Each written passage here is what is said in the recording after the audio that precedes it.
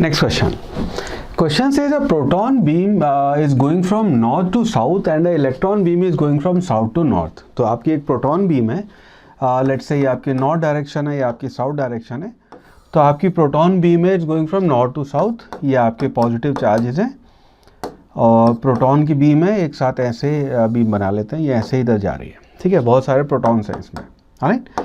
और हमारी electron beam है साउथ टू नॉर्थ जा रही है, तो इलेक्ट्रॉन बीम है ऐसे बना लेते हैं. ये आपकी इलेक्ट्रॉन बीम है, ये सारे आपके नेगेटिव चार्जेस हैं और ये ऊपर की डायरेक्शन में ऐसे जा रहे हैं, सारे नेगेटिव चार्जेस हैं.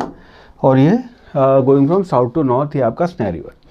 नेगलेक्टिंग अर्थ मैग्नेटिक फील्ड, अर्थ की मैग्नेटिक फील्ड हम नेगलेक्ट कर सकते हैं. सवाल अपना ये है, electron beam will be deflected. तो इलेक्ट्रॉन बीम में कितना डिफ्लेक्शन आएगा ये हमें बताना है.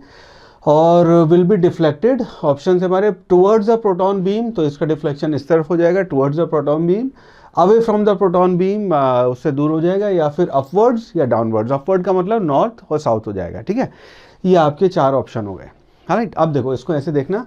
हॉलिट अपवर्ड डाउनवर्ड आपका आउटसाइड और इनसाइड भी हो सकता है अगर हम इसको ग्राउंड प्लेन में ले. Eventually will get to know कि इसके ऊपर नेट फोर्स किस डायरेक्शन में आ रहा होगा. चलो इसको ऐसे देखना कि अगर मान लीजिए दो आपके ये चार्जेस हैं और इसको हम पहले साइन कन्वेंशन और वो डिसाइड कर लेते हैं कि ये आपका एक्स एक्सिस है, वाई एक्सिस है, और कोई भी चीज़ जो है इसके बाहर आ रही होगी वो आपका जेड एक्सिस या वो आपका के डायरेक्शन हो जाएगा. नाउ प्रोटॉन की बात करें तो प्रोटॉन आपका नीचे की डायरेक्शन में जा रहा है, इसका चार्ज आप प्लस ही ले लें.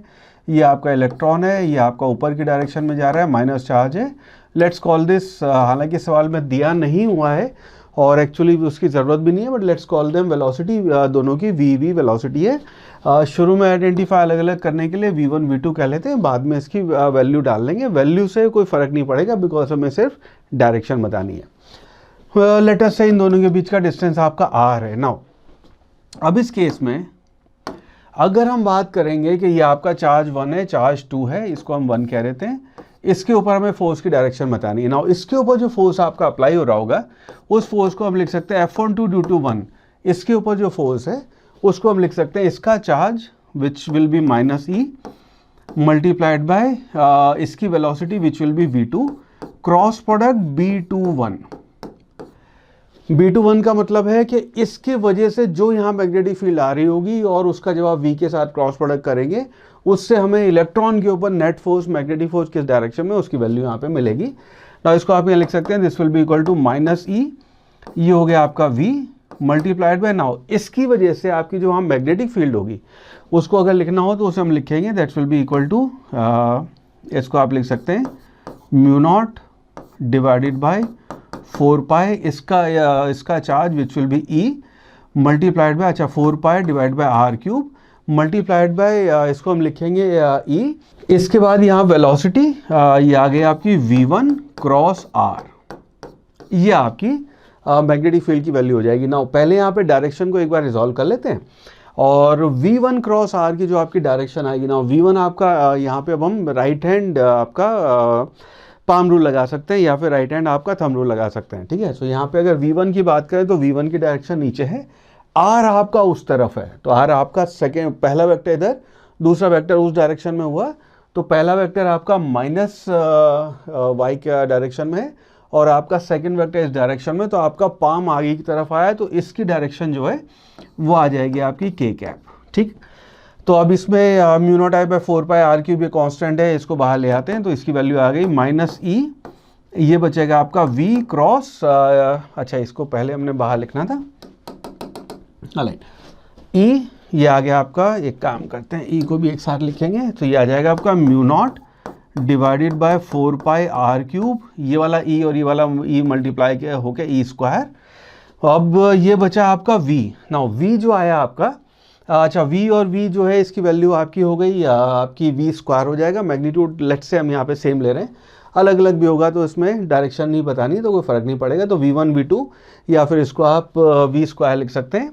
नाउ अब ये जो आया V, ये जो आपका V2 है इसका हमने क्रॉस करना है आप K कैप के साथ. तो V2 आपका अपवर्ड डायरेक्शन में है और यहाँ पे K कैप आपका इस डायरेक्शन में बाहर.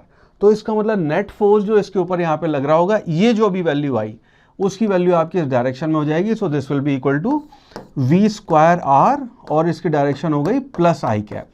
ये भी इसकी फाइनल डायरेक्शन नहीं है बिकॉज यहाँ पे एक माइनस साइन और है। इसको जब हम फाइनली कैलकुलेट करेंगे तो यहाँ पे आपका F21 है जो नेट फोर्स लग रहा होगा, उसकी वैल्यू आ गई आपकी mu naught divided by 4 pi r square. ये आर क्यूब था, इससे आर से कैंसिल हो गया, मल्टीप्लाइड बाय बचा ही आपका ई स्क्वायर वी स्क्वायर और डायरेक्शन हो गई माइनस आई कैप। यानी कि इसके ऊपर इलेक्ट्रॉन के ऊपर जो आपका फोर्स है नेट फोर्स वो माइनस आई कैप इस डायरेक्शन में अप्लाई हो रहा है।